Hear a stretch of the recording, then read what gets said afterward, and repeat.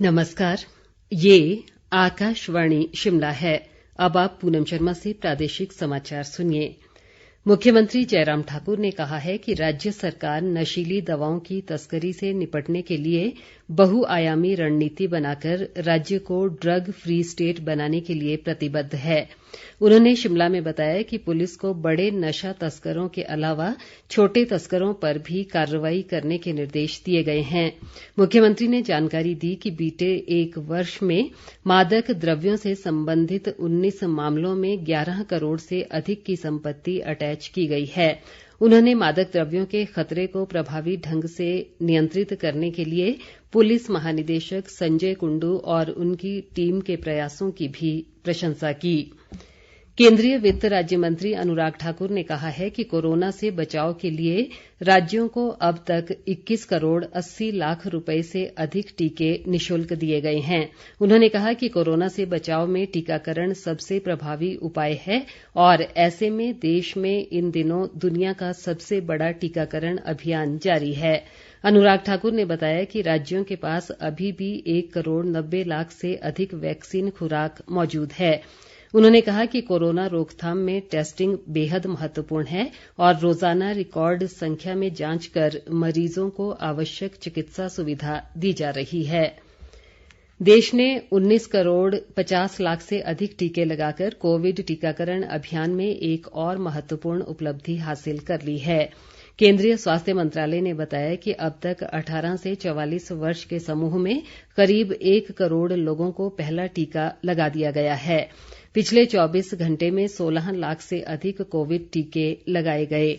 कल 18 से 44 वर्ष के लगभग 6,82,000 लोगों को पहला टीका लगाया गया।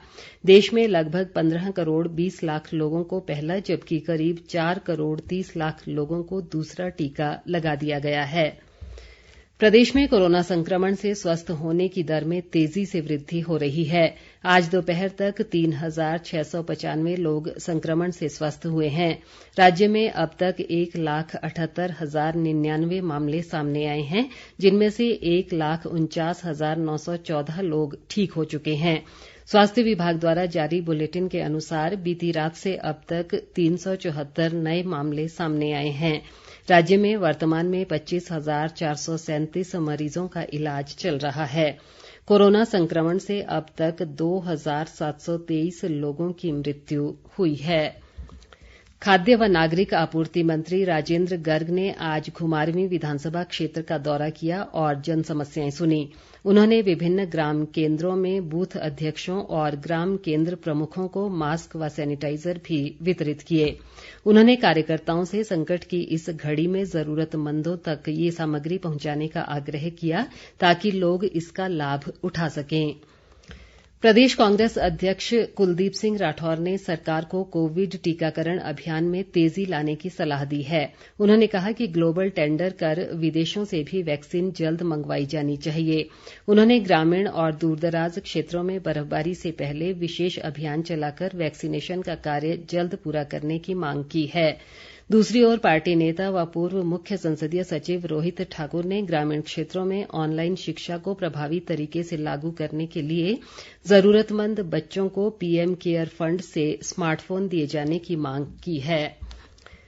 राज्य सरकार कोविड महामारी से उत्पन्न चुनौतियों से निपटने के लिए सूचना प्रौद्योगिकी का प्रभावी उपयोग सुनिश्चित कर रही है।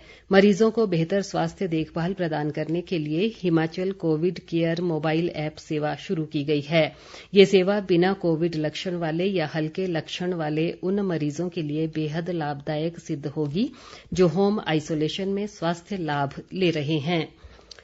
लाहौल स्पीति जिले के काजा खंड में टेलीमेडिसिन सेवा लोगों के लिए वरदान साबित हो रही है। काजा में अपोलो टेलीमेडिसिन सेंटर वर्ष 2015 को शुरू हुआ था और अब तक करीब 9,500 मरीजों का इस सेंटर के माध्यम से उपचार किया गया है।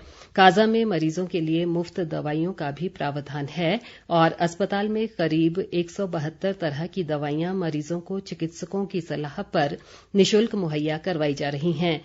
इस टेलीमेडिसिन सेंटर में 17 प्रकार के टेस्ट मुफ्त किए जा रहे हैं। इसी के साथ ये समाचार बुलेटिन समाप्त हुआ। नमस्कार।